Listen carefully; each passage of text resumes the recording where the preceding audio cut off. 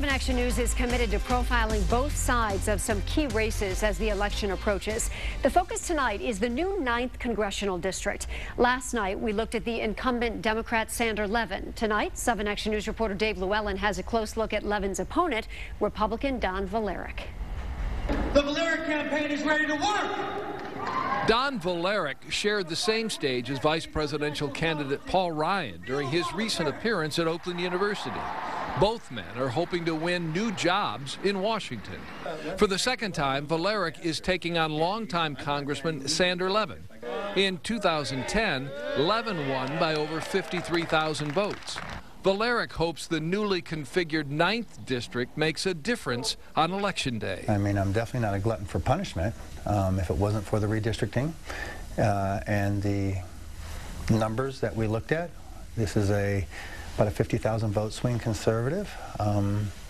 We believe Sandra Levin, after 3 decades of being a United States Congressman, that it's okay to let him retire, and I'm ready to pick up where he's left off and get this job done. I believe that the federal congressman that is elected in 2013 will have a Mount Everest of work to do.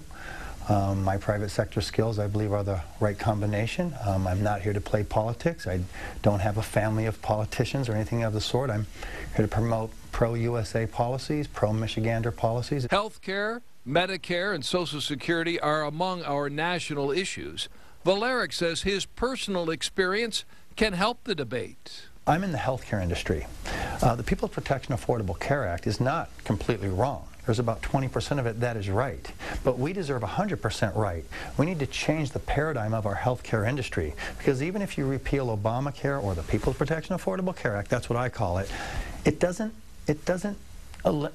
if you repeal it, it doesn't repeal the price to participate. That's the problem. That's what I do for a living. I get to deliver the rubber on the road. I deliver the reality of where we're at. I don't believe in either party's way of taking care of Social Security and Medicare. I mean, bottom line here, these people have paid into the insurance all their life, Social Security, Medicare, and then to think that somehow we need to take away from those that have paid into it, when bottom line, the federal government has put $2.5 trillion of United States treasuries into their account. In 1983, they started the Social Security Trust Fund. How come no one talks about paying back the money? We talk about that. Federal government has assets. We need to know what we're working with. As a business person, I like to reach out to those that have created personal wealth for themselves and ask them, will they decline their Social Security? Instead of just going to DEFCON 5, let's solve the issue. Let's make it solvent first and see where we're at, and then go from there. And as far as jobs, I mean, bottom line is, this is a worldwide economy. We have a federal tax system that was put in place around 1913, 1915 time, and at this point it doesn't make any sense. Look, you can turn around and say, let's just tax the rich more. Trust me, they'll go through that 75,000 page debacle, hire a couple more lawyers, and they won't pay any more. It'll just roll down on the middle class. We need a federal tax system that is simple, that is basic. Now, I like the fair tax, but I would also go for a flat tax, 15% across the board, no subsidies, because I'm trying to get the federal footprint a little less intense on our throats here. I'm looking to reduce the size of the federal government. They've grown way beyond the size that they were intended for. I mean, the 18 enumerated powers that the Congress has at their hands has literally gone into, I don't know, maybe 100 enumerated powers in their mind.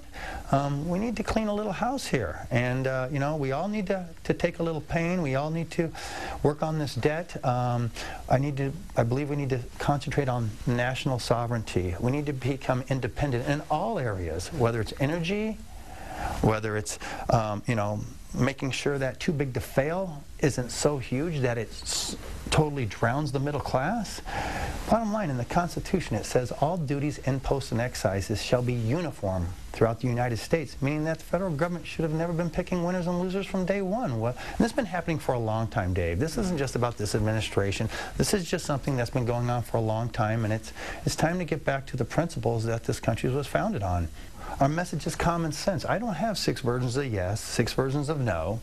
I come with private sector skill sets that make sense for what I believe the federal government could use some help in, and we're ready to go to work. For Democracy 2012, Dave Llewellyn, 7 Action News. And later tonight, you can find both of our stories on Sandra Levin and Don Volaric at WXYZ.com/vote.